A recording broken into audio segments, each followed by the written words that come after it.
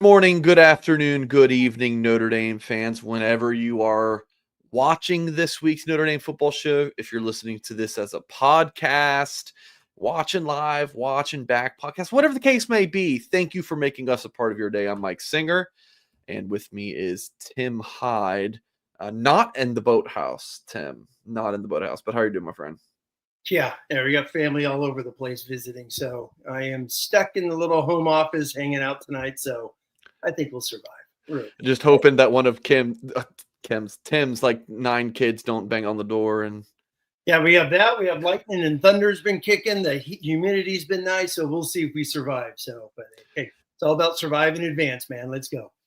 folks, please hit the thumbs up on this video and subscribe to the Blue and Gold YouTube channel for more content. Before we dive into today's show, I want to let you know that this episode is brought to you by ESQ, which is seen on your favorite Notre Dame players and coaches, and founded by Notre Dame alum Ga Wang. ESQ is your go-to spot for the best handmade custom suits, sport coats, tuxedos, shirts, and more. ESQ's master tailors combine next-level craftsmanship with the finest fabrics to deliver a fit that's built just for you. Now with showrooms both in downtown Chicago and Winnetka, book your custom fitting at esqclothing.com. Mention Blue and Gold at your appointment and receive 10% off your entire purchase. I also have a couple of pictures of Marcus Freeman in his ESQ. Got this sweet green coat there. There he is in the navy and in the tan. So if you're wondering, how does Marcus Freeman always look so fly? Part of it is it's what his mom and dad gave him, but also ESQ makes Marcus Freeman look even better. So esqclothing.com. Check it out. Very happy to announce ESQ as a partner and sponsor of this very show. I'm here at Blue and Gold, so thank you, ESQ.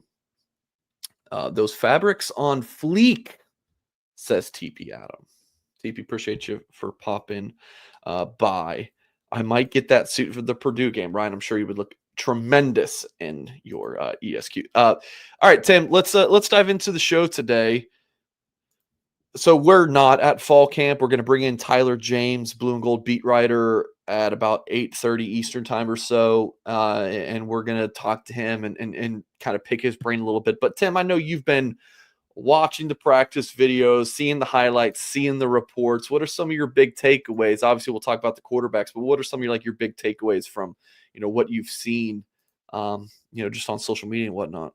Number one, kudos right here. Tyler James actually putting O-line film into his video. So shout out to that. We don't have 73 straight pictures of wide receivers running through cones and catching 5-yard curls. So seeing some lineman fundamentals always gets me fired up. But overall, you know what? It's probably a good thing. It seems kind of boring, as in the guys that we're expecting to play are going to play. Obviously you got to figure out quarterback. I guess that matters in modern football, correct? So, but outside of that, we know who's who. We know who the backs are. We know who the big 4 wide receivers are. We got to figure out, a 5th or a 6th guy. But if the big 4 are the guys, so be it. They're all going to play in the NFL. So defense is the defense.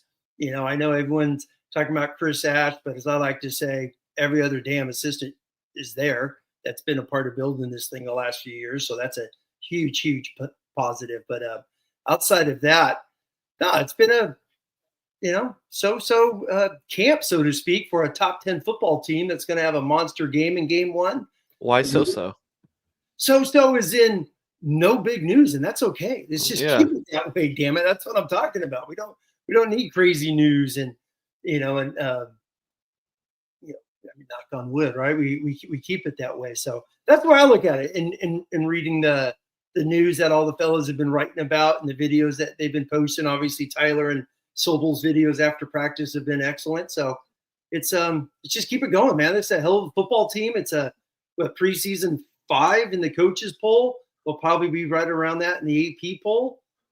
let's just keep this thing going, man. Let's get ready for 2025 and ass kicking game one, man. I am hyped. I can't wait. That thing's going to be a top 10 battle, which is awesome. So just keep it going. I look at it when I say so as it's a program it's kind of been established, really. You look at it the last 2 years, just keep building off of that first year. You showed a few. I think one of those pictures you showed was like Freeman in 2022 wearing his tight fit medium suit there, and it looked like a 2022 picture. And it's amazing how far this program's come. And on top of that, man, I was listening to a video the other day, and I think it was the Herd. Oh my God, who is it? Joel Klatt was on, and you're like, year four of Marcus Freeman, man. This thing is flying by. It's been 4 years since Kelly said goodbye and went down and eat some spicy fish in Cajun land. But no, it's exciting. It's exciting. What do you make about some of the discourse about the quarterbacks, Tim? Man, it's practice. It's a quarterback. It's people freak out. Practice one. It's like they haven't thrown a damn thing with a helmet on and 7-on-7 since this blue and gold game.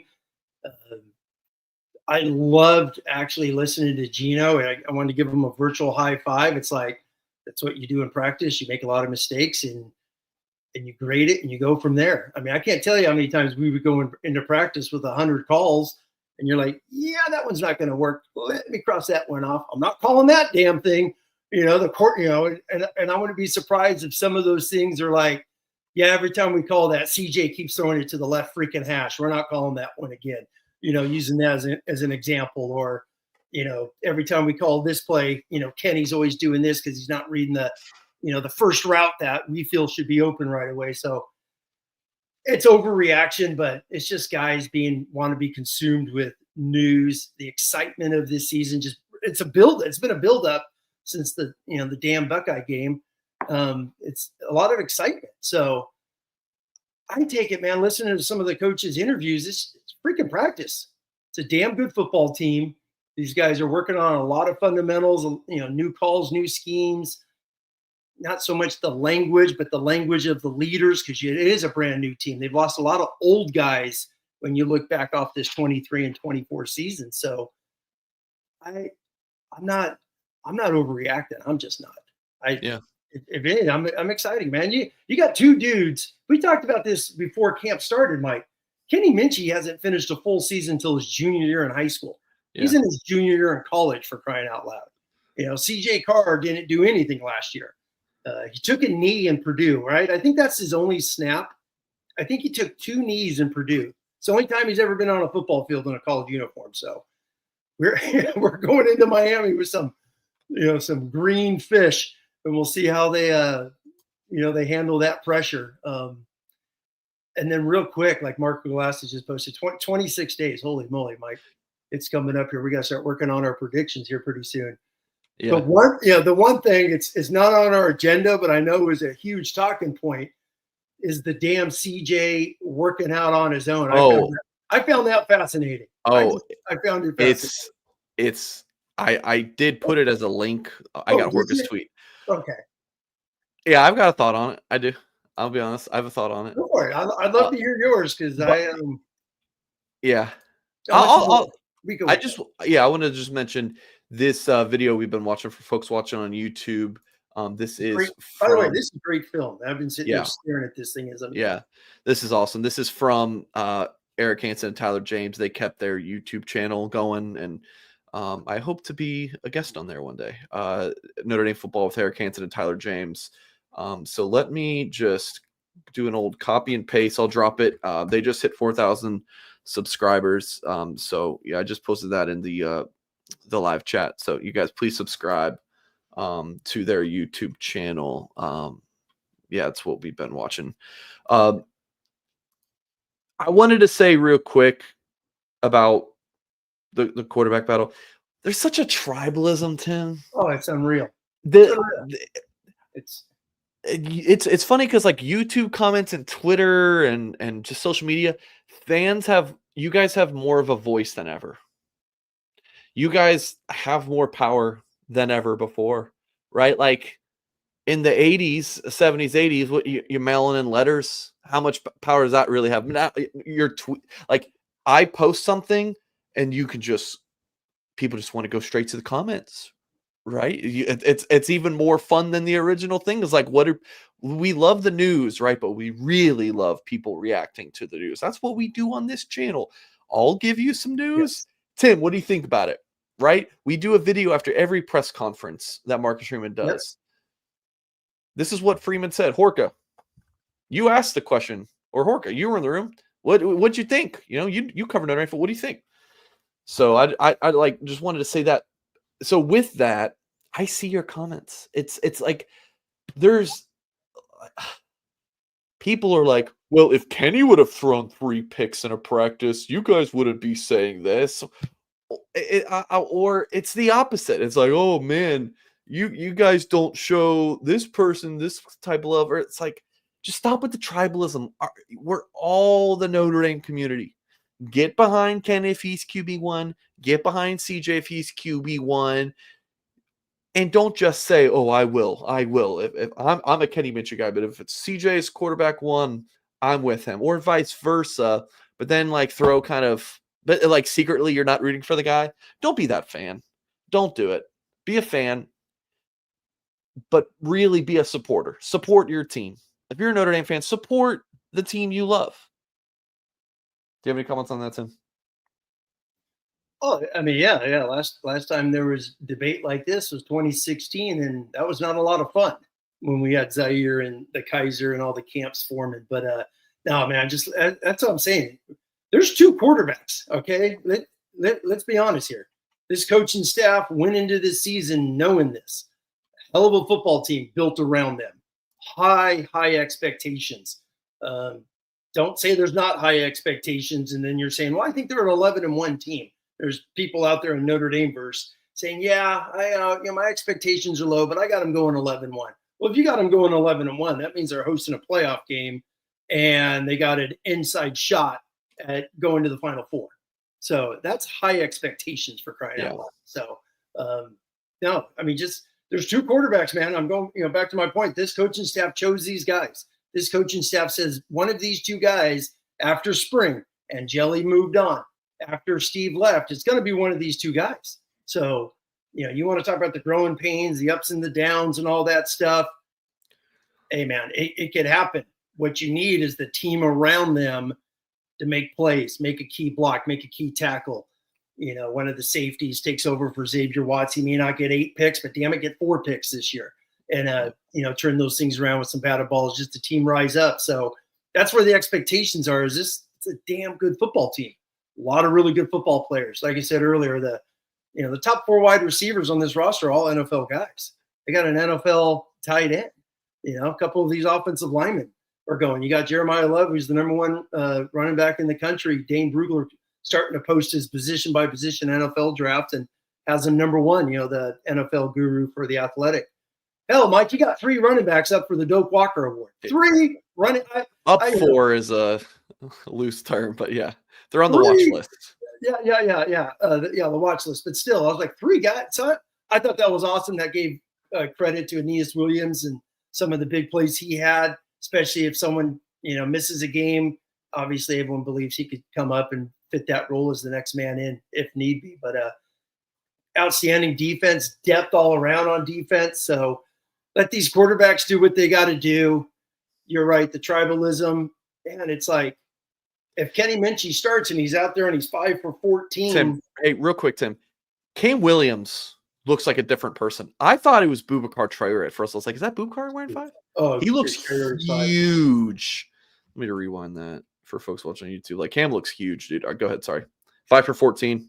No, yeah, exactly. If he's 5 for 14, let's don't all, panic and bench him. I feel that could happen somehow with the fan and the culture out there. So-and-so struggles, bench him. No, man, if you pick a quarterback, you play him unless he's just absolutely is Demetrius Jones in 2007 against Georgia Tech. All the old farts will know that game. Then you bench him. But other than that, we're going to roll from there. Is Coach Rudolph working? O-line's in damn good shape. It's exciting, man. It's an exciting time to be a Notre Dame fan. Look at Myron coaching with the D line. Oh, I love it. I saw some videos of him too, and it was like awesome seeing him out there running around having fun. But no, you're. I mean, just real quick, on the quarterback, one of these guys is going to do it. I've said a couple months ago, I wouldn't be surprised if 2 play, not 2 in a game, but 2 might be needed during the season. Heck, I was, me and my dishes, Mike, and a couple of highlights from 2012 popped up before I came up here, do some stuff for the wife. And sure enough, there's a couple of highlights of 2012, and there's Reese, there's Golston switching off, taking turns. You just don't know, man. The object's to win. This is a program that obviously could do that. Yeah. Folks, please hit the thumbs up on this video. Subscribe to the YouTube channel for more content. Tim, can you just spend like maybe 30, 60 seconds on this? Just a couple comments here. Mark with Glasses with one. How should they be treating this quarterback competition? Do you think there's a sense of urgency? Obviously, there is a sense of urgency, but just like how quickly do you want to get this name? Like, do you want to get this done in the next week? Like we've always kind of thought mid-August was like kind of what you're looking for. Yeah, I don't, it's interesting because, you basically come out of spring and you got these 2, and then so far inside of camp, it sounds like you still have the same 2. Man, are you really just going to pick one and he gets all the reps and the other guy just sits over there and, picks his nose at practice? No. I think they're going to be prepping these guys both a lot through the first game, the second. You got to remember there's a bye after the first game. So right. You're only 1 play away. I think both these quarterbacks, because they've never played a snap, I think they're going to get a lot of reps in practice all the way up to Miami and through Miami. I really do. Even if one's named mid-August? Yeah. Yeah. I wouldn't be surprised because you don't know. You're going into the ultimate unknown. But you still got to do what? Is it like a 75-25 split at that point? If it's 50-50 now, 75-25, something like that? Yeah, it could be something like that. But because you got to obviously have that. I think you're going to have the second guy ready more than ever this year. Yeah, have 2 older vets.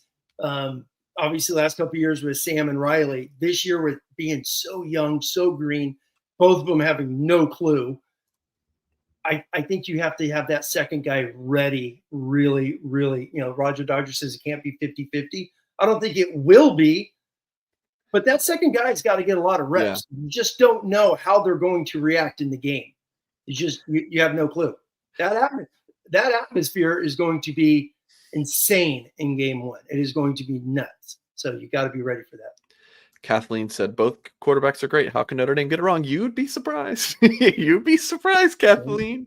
Yeah, we'll find out. We'll find out. We're gonna.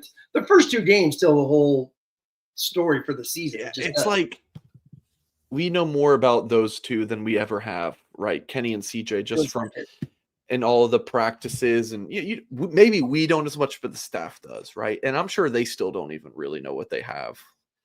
Then how the hell are some people just so hell-bent on some recruiting rankings? That's where my brain goes back to. It's like, well, that's now we're talking 2 years ago when the kids haven't even Well, that's going to all the O-line talk. Everyone's just, well, this guy's ranked higher, play him.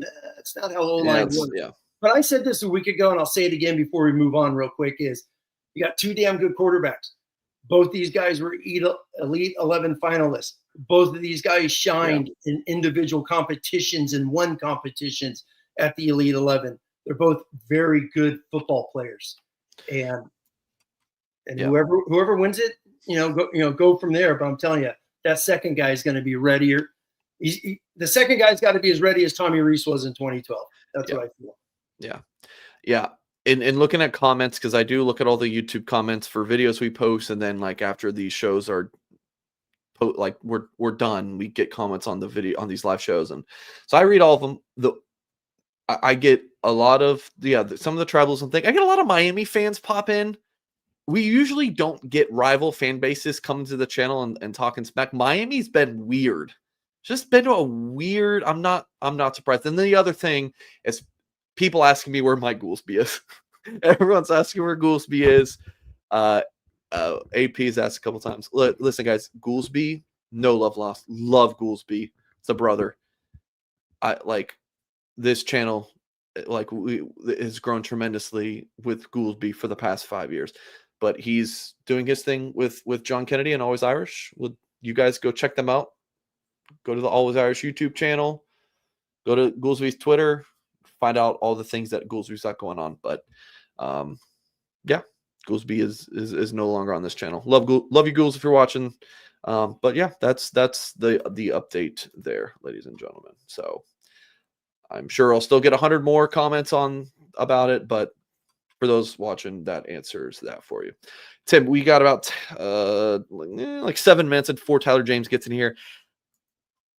Go quick. All right. So this is the Tyler Horka tweet. It says, first thing reporters saw when they walked into the Irish Athletics Center for Notre Dame's first camp practice, CJ Carr thrown by himself while the rest of the quarterbacks, including Kenny Minchey, were in team stretching lines. He said, nobody seemed to bat an eye, Carr being Carr, which a lot of Carr supporters took this as, what do you mean Carr being Carr? What are you saying? He's weird? Like, no, he's just saying this is CJ Carr just being CJ Carr.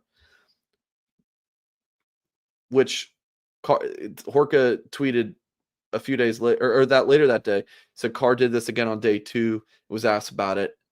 Does he have permission? Carr said, kind of not. It's kind of like, go do it. And Carr, when asked why, he said, I don't love to sit and stretch and my mind is racing. I feel like I'm ticking, so I just like to go throw a little extra bit. Have you ever seen something like this before, Tim? So first of all, for those trying to say Horka was doing, Horka's just saying Carr's being Carr. That is what Carr's doing. Carr's being Carr. He's doing his thing. Have you ever seen anything like this, Tim? I mean, we've had some quarterbacks just go warm up with the QB coach and go warm up a little earlier. Most of the time, obviously, your quarterbacks. I mean, I think that's the thing. It's like it's stretching, it's Freeman walking around high-fiving with all the assistants. I get all that.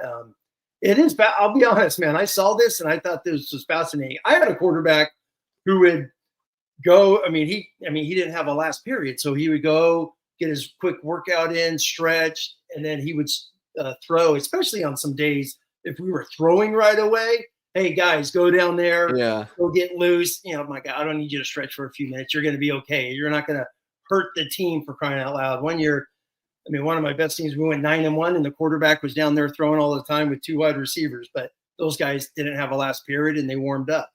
The nervous, he ain't Joe Montana then, right? Joe Cool, just chilling. If he's nervous Nelly, that tripped me out when he's saying, man, I'm super nervous.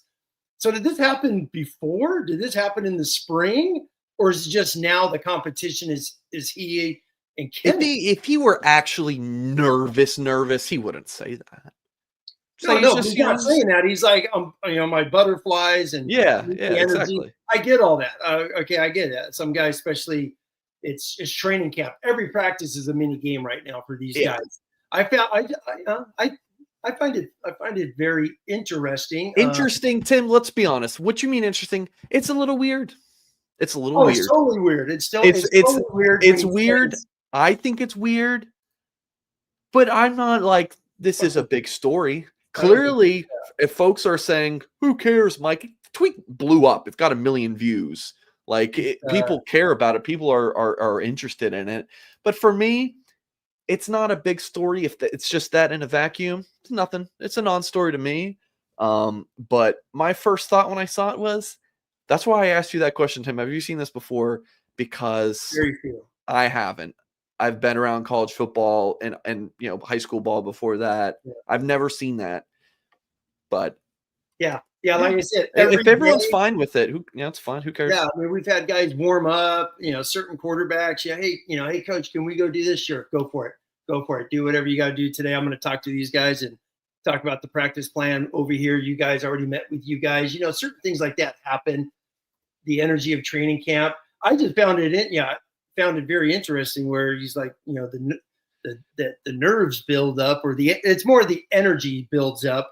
So I want to know, heck, you, Kyle, whoever wrote about him, Texas coach in high school. Did he do this in high school? Unfortunately, his high school coach is not the most friendly with media, so we won't have that. Tim, somebody needs to know about it. So is this a thing? But I honestly thought of Peyton Manning, how Peyton would go out early, but that was an early thing where he would do his routine and prep. I feel like famous. if Carr ends up being a great Notre Dame quarterback, it's like everyone's gonna start doing that. That's gonna be like the cool thing to go and throw by yourself. But if he doesn't turn out to be a great Notre Dame quarterback, is like, see, that's why he wasn't throwing with his, or he wasn't stretching with his team. It's one or the other, right? That's typically. All right, real quick, we're gonna bring in Tyler James, Blue and Gold beat writer, in a few moments. Did you see this clip of J Love that went viral as well? Yeah, I thought it was me when I was 18. So it looked pretty good. This footwork tweet from Jack Sobel, unbelievable. I mean, like, what else do you say about J Love? We don't talk about him a ton on this show because, like, what do you say about him that we haven't already said a billion times? But this kid is, Tim, the change of direction, how quickly he moves those feet. I mean, incredible. Yeah, it looks like Adrian. I mean, as soon as I saw that, I just instantly thought of Adrian Peterson. Just his body. Adrian could cut on a dime and shuffle like that. There's some old film of him, especially NFL training camps. That's what I thought of right away. I was like, man, he looks like Adrian Peterson right there with the size and all that. So, no, I mean, this is what NFL running backs look like. So, yeah, seriously. I mean, Kyrie Williams just signed 30-something million today. So he was running over bags looking good as well. But, yeah, that's what elite football players look like, and that's him. Yeah. All right. A couple more things. Sure. The coaches poll came out, top 10 in order: Texas, Ohio State, Penn State, Georgia, Notre Dame, Clemson, Oregon, Bama, LSU, Miami. Thoughts on this? So Notre Dame top 10 matchup here with the Hurricanes, and then look at the 1 and 2, Tim. Yeah, I mean, all along, what the hell did I say on February 1st? Penn State's going to be in the top 3, so they just have too many damn bodies coming back, and their weakness was wide receivers. They went and got 3 in the portal. That's what you do. Yeah. The rest of their team is pretty stacked all over the place. George is interesting. George is the most interesting team to me because of the quarterback. Who do they have around them? Obviously, they took a little dip last year. I'm super fascinated with Georgia. Brett, what's his name? McMurphy, who just came aboard. He was on Andy and Ari show today talking about his AP poll. He has Georgia number 1 in the AP, and Penn State's his number 2. So yeah, he thinks Georgia is just going to be the angry dog out there. But Texas number 1, hell, their starting offensive tackle got hurt, I believe, today or yesterday in camp, out for the season. And they already have to replace 4 offensive linemen who went to the NFL. So other than that, the Buckeyes are interesting real quick. 14 guys drafted, another like 4 or 5 in free agent camp. So basically almost 20 guys in the NFL. And are they even going to miss a beat, which is just scary, super talented. But Clemson's my dark horse just because I think college football, quarterback, wide receiver, D-line. I don't think you can call them a dark horse, Tim. No, but Clemson's good, dude. You know what I mean? But just the way people talk about them, like Dabo's done, the three prime positions in college football, I believe, are wide receiver, D-line, quarterback, and they're loaded there. So super excited about them. LSU that high. We'll see if the Fighting Cajuns are up for that challenge. They're really good, man, but their schedule is insane. Yeah, it's Tim. insane. I'm trying to find USC on there. Don't see the Trojans, but yeah, Texas, Ohio State, August 30th play each other. Notre Dame, obviously Notre Dame, Miami. That's obviously a TV thing, man. They're setting up that 1 versus 2 to kick off TV. And the coaches poll came together, and all the coaches said, "Hey, let's do this. Let's do this for the TV." And last thing before we bring on Tyler James, Blue and Gold beat writer, talk fall camp. Right here. Brandon Marcello this year. I do need to thank Brandon because last year it was the dog days of August or something. I guess that when he put this out last year, I want to say it was earlier though. And he didn't include Notre Dame in his top 30. And that gave me and Tim 30 minutes of a talking point in a show. And it was like nothing was going on. So thank you, Brandon, for that last year. Say that was in July last year. Yeah. This year he did put Notre Dame 6. And I will go to my grave saying that there's no way in hell he didn't just like go to conferences and rank the teams based on seeing them in conferences. And he just forgot Notre Dame. He just forgot. Oh, we lost Tim. Tim said his power's been going out, but he 100% just forgot about Notre Dame. Well, that's fine. If Tim comes back, which he will, we'll bring him back in. But Tyler James, Blue and Gold beat writer, everything been going well so far? Do you like working with Mike Singer? I mean, you're on air with me, so I hope you would say yes. Yeah, well, I didn't know I needed to be prepared for prop comedy with the glasses. That was that was some good stuff there. I got to figure out if I got anything in my office I can be a prop comic with. Before you came on, we were just talking about the the top 25s there. I had up the Horka tweets on CJ Carr. Did you have any thoughts on that? Is that a non-story to you? Tim and I were kind of in the same boat. It's not a huge story, but it's a little weird. It's fine. It's a quirk. But where'd you kind of land on it? Yeah, to me, it's notable. It's interesting. I think it's worth asking him about. Why? I mean, anytime, like as a journalist, and anytime you see someone do something you're not used to seeing, and you have a chance to ask them about it, I think you want to ask them about it. I don't think there's a problem with it. I don't think there's any it's not like a reflection of his psyche, or it's just how he wants to get ready for practice. And he said why he does that. He doesn't like sort of standing around and doing the stretches like everyone else. And so if Notre Dame's okay with it, and if he goes out and plays like how Notre Dame wants him to play after that, I don't think anyone's gonna care too much. Yeah. So yeah, folks, Tyler James, Blue and Gold beat writer, boots on the ground, does a tremendous job. Find his stuff at blueandgold.com. Also mentioned earlier in the chat, you can follow their YouTube channel. They do great work with Eric Hansen. So yeah, make sure you lock in there. Follow him on Twitter at @tjames. Yeah, at @tjamesnd. So Tyler, I'm curious. What's up, Tim? Hold on. Let me ask something real quick, Tyler. So when you guys are all chilling, hanging out, and you're just like, what the hell is going on down here? Is it just him throwing to one of the redshirt sophomore managers? Yeah, tossing the ball to. Yeah, exactly. Yeah, it's like wait, where's CJ Carr? You're looking at the guys that's stretching, and he's not with the rest of the quarterbacks because they're in the way they've been lining up under Orlando is by position group. Every line is like the whole offensive line is on one line, and the whole defensive line, and then the quarterbacks are the rest of them are there, and then CJ Carr is off throwing to the side on the side. Like when they were outside, he was at a different field doing it. When they're inside, he's just sliding the other end of the field. But he's never done this. He didn't do this in the spring, correct? Not that I noticed. Now maybe he did. I mean, and there were more quarterbacks, so maybe we just didn't pay attention to it as closely. I don't think he said that he did it previously. So yeah, I don't know why what goes into the timing. Obviously, he dealt with an elbow injury last year. Maybe he feels this is part of getting himself in the best position to handle the wherewithal with all the wear on his elbow throughout practice. I'm not sure exactly.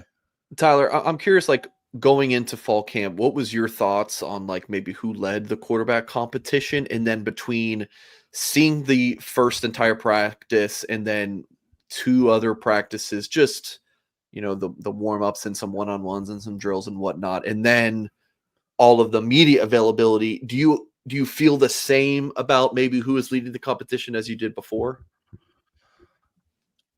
I would say yes. I've always felt that CJ Carr would win the job.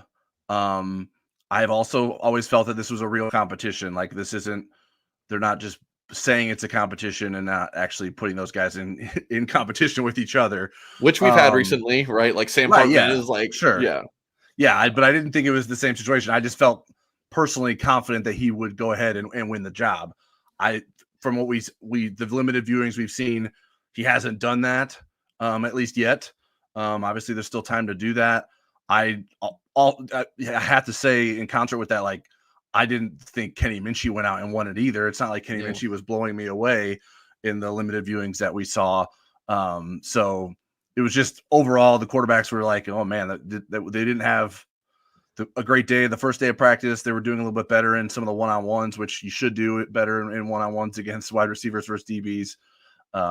But it definitely made me think like, okay, like it was a reminder like, hey, CJ Carr has to go out here and win it. It's not his, in case anyone forgot about that. Tim, go ahead, and then I'm going to read an ad, and then we'll keep going. To that point, Tyler, it's what I talked about a few minutes ago. Like, I mean, we've got two quarterbacks who haven't done a damn thing in a couple of years. Minchey obviously hurt his senior year, but at the same time, as you said, going back to it is a true competition. You got two highly skilled quarterbacks, 2 guys that kick butt, going back to the Elite 11, the honors that they had. So, yeah, I don't know. That shouldn't be a surprise to Notre Dame fans. Like, you got 2 damn good quarterbacks going at it for the first time, and someone's going to take basically their first snap ever in Miami, when you look at it. So that's the way I look at the whole thing. I think part of it is it seems there's a consensus. Like, I think most of the folks who cover Notre Dame believe CJ Carr will be the starter. So I think when we all agree with each other, people think that's what's going to happen, which we're not always right. Like, we know that we make mistakes and we can't predict the future. But because there has been such a consensus that CJ Carr is the most likely guy to be Notre Dame's next starter, I think people sort of assume that's how the coaches feel. And I don't necessarily think that is reflective of the attitudes within the building. Yeah, no, not only is it not, but like also different people I talk with, like there's a what's the right word here? There's like a I don't want to say a group of people, but there are people that are like advocating. They think it should and maybe even will be Kenny. So yeah, I've tried to like bang this drum ever since Steve left that like, yeah, this is like a real competition between those two. I was wrong. I thought it was going to be Steve, going back to before spring ball. Like, I don't know what you had heard, Tyler, but it was there. I'd been hearing that like this was Steve's job to lose and that he just did not have a great spring and the other two did. And now we're at where we're at. And yeah, I don't know. Where do you kind of land on the whole thing about being like you in an ideal world for Notre Dame fan? You want to hear that at least one, maybe even 2 of the quarterbacks are just lighting it up. Now, of course, you guys only got to see the one practice and then just kind of snippets afterwards. But is there any like level of concern for you that one of them just hasn't, at least from what we hear and what's said in the press conferences and whatnot, that neither one of them just kind of ran away with it? Yeah, I mean, certainly you would like that. I mean, or if they're both tearing it up, right? Like that would be certainly fine as well, and make the decision tough on the coaching staff. But I mean, it's a process. Like they're not trying to beat Miami on the first day of camp. And I'm sure there's some nerves that go into that. I'm sure that the pressure ramps up when it's like, all right, this is what I've been waiting for, to be Notre Dame starting quarterback. This is my first practice. Let me rip the ball down the field. It's like, oh crap, Tay Johnson is incredible back there. I can't throw it near him. So there's some stuff like that that's going to happen. I think the only hesitation that I would say I do have maybe a little bit more of now is that, oh yeah, it's another reminder, like, hey, the offense isn't going to be a high flying offense coming out the gate either. Like Notre Dame can and will try to win games by running the football, playing good defense and forcing turnovers. And that can be a recipe to success with a quarterback that's gaining experience and making sure that he's protecting the football. And obviously, as the season progresses, you want that threat from the quarterback to elevate, and may need that to happen with your first 2 games being against Miami and Texas A&M. But I don't think the odds are probably pretty high that whoever starts at quarterback isn't going to look like a world beater coming out the gate to start the season. Yeah, and I don't think Notre Dame would want to like make CJ Carr or Kenny Minchey win. Like, hey, we're just going to put it on your shoulders at the get-go. Right. First drive. Like, yeah, 100% agree with you there. Folks, let's talk about Augie's locker room. We know you love Notre Dame memorabilia and one-of-a-kind, really unique Notre Dame items. And you can find it at one place, and it is Augie's, which is located at 1733 North Ironwood Drive in South Bend, just down the street from Notre Dame. So I'm sure many of you will be in town September 13th for that Texas A&M. If not, hopefully you're going to come out to South Bend for at least one game. And when you do, make Augie's locker room part of your plans. Again, 1733 North Ironwood Drive in South Bend, just down the street from Notre Dame. Check out their Notre Dame stadium pieces, jerseys, helmets, autographs, and one-of-a-kind Rockney items, exclusive Joe Montana signed items, and famous sculptor Jerry McKenna's replicas of the bronze statues that you find around the stadium. If Auggie doesn't have something in store, he's going to find it for you. Give him a call, 574-277-6363, augieslockerroom.com. Tim, I'm sure you're chomping at the bit to ask Tyler James, who I know had a cup of coffee playing some college ball before the injury bug bit him. About the offensive line. Well, before that, he was talking about how the offense is going to be high flying, and instantly I just looked up the stat again. It's like, yeah, just go back to game 1 last year. 13-13 with 2 minutes to go. So Jeremiah Love scores with 1:54 to go. So you're like a battle at A&M, 13-13. This high flying offense doesn't even get to 20 points. And I told Singer for 9 straight months, the first team to 20 is going to win that game. That was my prediction. And damn it, that one came right. So, but I mean, I wouldn't be surprised if we see the same type of a game. I know people like to be like, well, Miami stunk on D last year. Yeah, well, they got a brand new staff. And if anyone remembers, that was 2017 at Notre Dame. So teams could fix things in an instant, especially in this day and age. But going back to the O-line, I'm sure you've heard the 8,000 comments this past offseason of, well, just bench everyone and start every 5-star. And, who cares if they're still in high school? Start them. But offensive line doesn't work like that. So experience matters. Gaining weight, strong. Like Anthony Knapp is on the honorable mention freaks list for benching 425 pounds already and vertical over 30 inches. So experience matters. And I mean, what a difference compared obviously to last year benching the Coogan and Spindler and going with the 2 young guys this year. It looks like the 5, knock on wood, are going to be settled heading into Miami. What you think?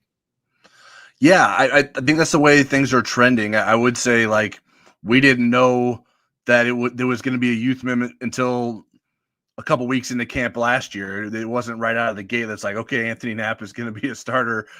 Sam Pendleton's going to move into the starting lineup. Those are things that happen a little bit more gradually. So I think I like the way Joe Rudolph approaches it and his openness to putting someone that he feels is ready to make that leap in there if he so chooses. So I think I like the idea of it being that veteran group and them having confidence in it. I mean, I think they're pretty set on the 4 guys. I know through the offseason, a lot of people wanted to bench Anthony Knapp. I was not necessarily in that camp, and it doesn't sound like you are either, Tim. No, not at all. But Sullivan Absher, I mean, he looked capable. And I think that was what was the expectation. Like, he's a big kid. He was sort of the next in line to play regardless of the position probably for Notre Dame with its O-line going into the season. And obviously the whole came with Jagas's injury. And so I think there's a lot to like about the offensive line. I'm expecting a big season out of Billy Schrouth.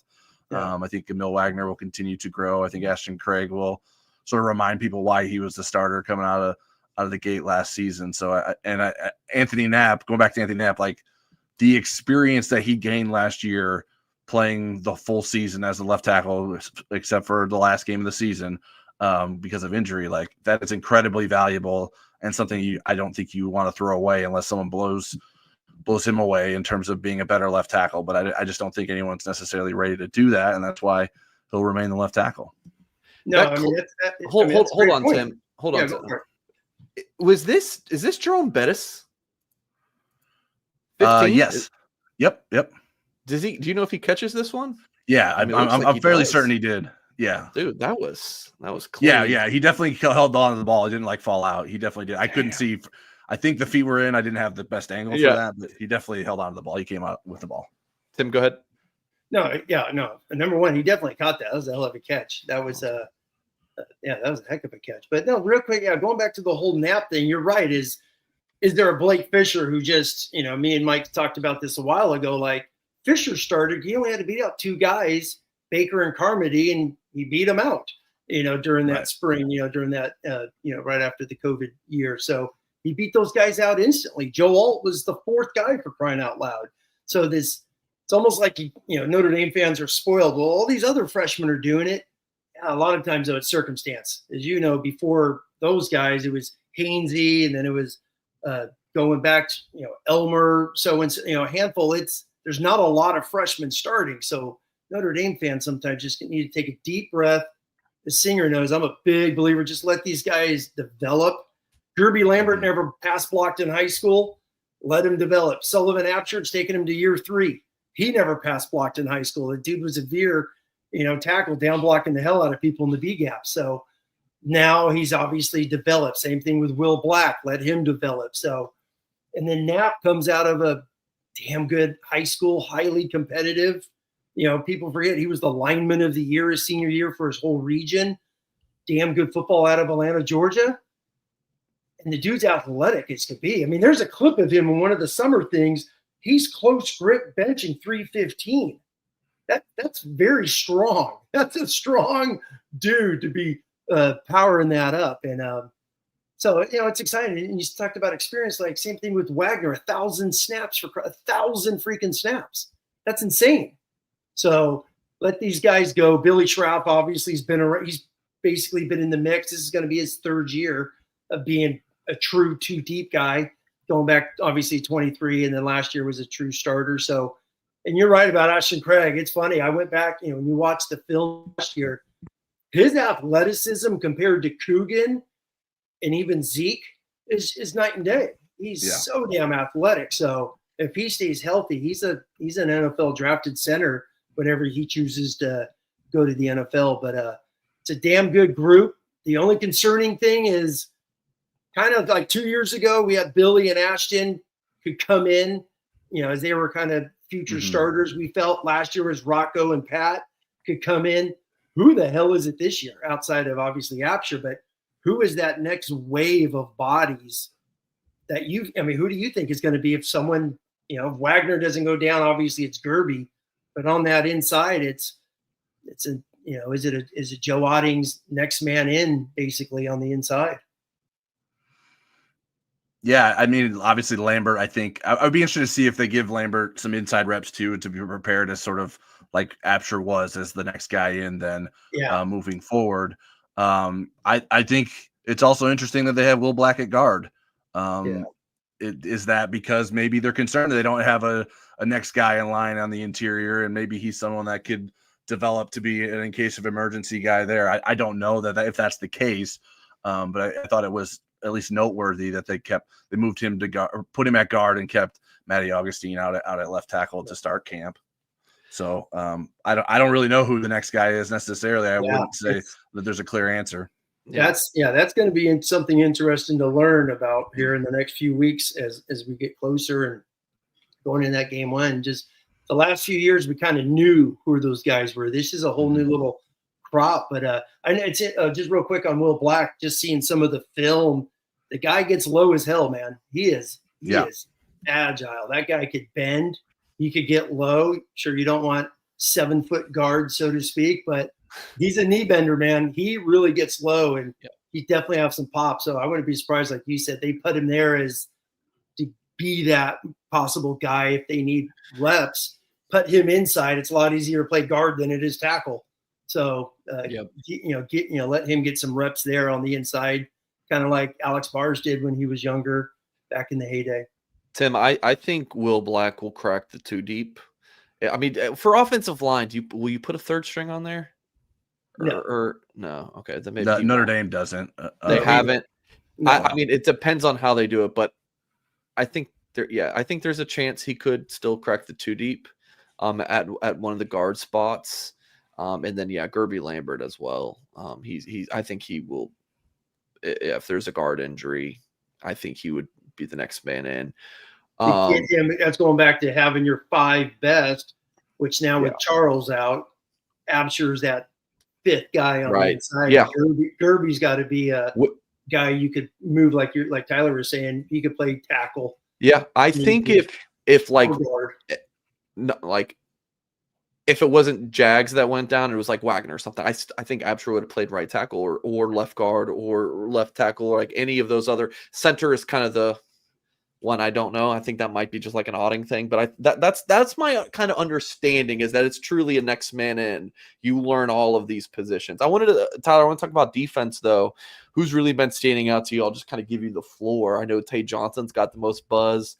Maybe you'll talk about him, but any others that maybe people aren't talking about enough? Yeah, I mean, just some small things. Like I thought Gabriel Rubio looked solid. I think this is a year where he needs to take a step and sort of be the guy. I think he played fairly well, and towards the end of the season when Riley Mills was out, when Notre Dame needed him, obviously badly. I thought Gabriel Rubio stepped up, and I think there's room for him to keep improving. So I thought he had a couple nice moments in practice. Someone that I think Notre Dame fans take for granted and sort of try to have guys pass on the depth chart, Junior Tuihalamaka. He's someone that's just solid. It's going to show up. It's going to know where to be. He read like a swing pass to Jadarian Price, and he was like right there. Like Price had nowhere to go. And we've seen Junior do that in games too. I was like, well, he just, for whatever reason, I don't know what he's reading and how he understands what he's doing there, but he's got that down. Now maybe there's some weakness to that maybe he anticipates that too much. Tyler, it's called SoCal Catholic High School Football. The best in America. So those are some of the guys. I mean, I think the freshman DBs look good. Not surprising to me as someone who's covered recruiting pretty in depth. That I think all three of those guys could play if you had to. Cree Thomas was here in the spring, but now our first looks at Mark Zachary and Dallas Golden this fall. I think those guys have held their own. They've had plays given up against them, which is going to happen, especially in one-on-one situations. But Zachary had the pick in the clip that was released from Sunday's practice that Notre Dame did some fast editing of to make us not know who the quarterback was, or and plenty of other things. So those are probably some of the defensive guys that stood out to me. Especially early in practice, it's hard for like linebackers to stand out. They're not chasing down guys and tackling guys in the first few practices that we saw. But yeah, I mean, I think the secondary is going to be good. I think there's good options at that second starting safety spot. And a lot of reason to be excited. Defensive tackle to me is the biggest question mark, is how deep can Notre Dame be and how talented is the top end of the depth chart there. Oh, I love that. I was going to say just real quick, you're talking about Notre Dame fans who want to move past the guy. You got Heinisch. So yep. Heinisch, Tuihalamaka, Knapp on the offense. Everyone's like, oh, we don't need these guys. Yeah, you do. So, yeah, but Heinisch is like one of those you don't talk about all the time yet. Yep. When you watch him, the guy goes 110 miles an hour and is just a maniac out on the field, just like his older brother was. But I'm with you on D tackle. Some people think that's a huge strength. It's still – Mills and Cross played so much damn football. I mean, they played so much football the last 3 years, going all of Freeman's 3 years. And heck, Mills started at DN for crying out loud in 2021. So a lot of football being replaced. But Rubio, it's time for him. Anye's a year older. Heinisch. And then is it those Dawson for sure transfers? Yeah. Dawson. I've heard good things about him. Elijah Hughes from USC. I think he might be like a wild card kind of the group, but hearing very good things about the DNs. Ivo Patillo out like that. Yeah, like throw in Burnham with Tuihalamaka, I would say. And then, but yeah, Boubacar and Bryce Young are just, those freak shows. Like, are we going to see some sacks this year from the DNs, Tyler? We didn't really see that a ton last year. Yeah, I think so. I mean, I'm very high on Boubacar Traore. I think everyone that covers Notre Dame has a preferred tight end or defensive end that they're saying is going to have a breakout season. It's either Bryce Young or Boubacar Traore, and I think realistically they both may have breakout seasons. And I've been high on Traore, but I also think Bryce Young's going to have a great season too. So it'll be fascinating to see how those guys sort of elevate the defense and bring more explosiveness off the edge. And like you mentioned, Tuihalamaka and Burnham are solid players at that end position too, and so they're not fully relying on one guy like an Isaiah Foskey to have all the sacks from the defensive end position. I think they can have a team effort there. Tim, do you have anything for Tyler? What's your take on Traore? You think? I mean, obviously you've seen him run around. He looks nice in the clips. Do they do a Mitch Evans with him, where he just gets 12 snaps? 15 like he had last year, obviously in the A&M game. Traore, one of those guys that first month as he gets his feet wet, or what's your thoughts on that? I think that makes sense. I mean, I think even though Notre Dame lost Botello, I still think they do have enough depth there that they can handle that. I think they have guys, and with the way that are trending with their ends and trying to play them on both sides of the field, and not be a specific Viper and specific field end, just more having guys being able to play both sides. I think that helps too. And you can play Bryce Young at the old Viper position for a snap. You can play Logan Thomas there. You can play Junior Tuihalamaka there. You can play a number of different guys there. Heck, even Jalen Sneed in a third down package could play your defensive end spot. So yeah, I think they can pick and choose their spots. It sort of, obviously the doctors and trainers know more than we do in terms of what their confidence level is in his knee and being able to handle what's being asked of him. So, but I think it would be smart to not overplay their hand there with Traore, because I think he can have such a great impact on the team if they keep him healthy.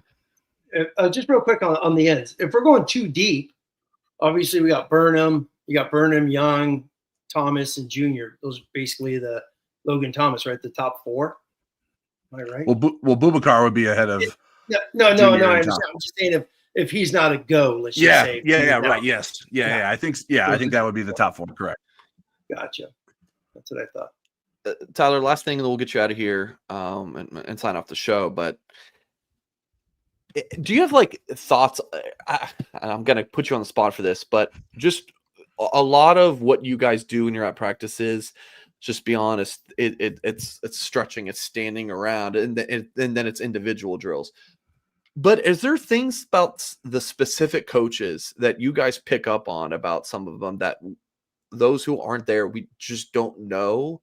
Like anything you can kind of glean on any of the coaches and what they do, or kind of, yeah, like I said, put you on the spot. But do you have anything on this, Tyler? So are you saying, are we learning about the coaches, or are we learning things about the players based on what the coaches are doing?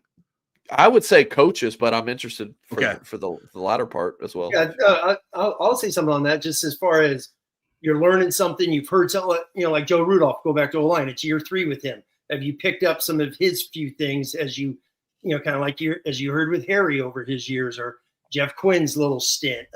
Mike Mickens has been there since 2020. What have you, I guess, learned from him? That's a good question that Singer's asking. Yeah, I try, offensive line is a position I played in high school and at a very low level in college.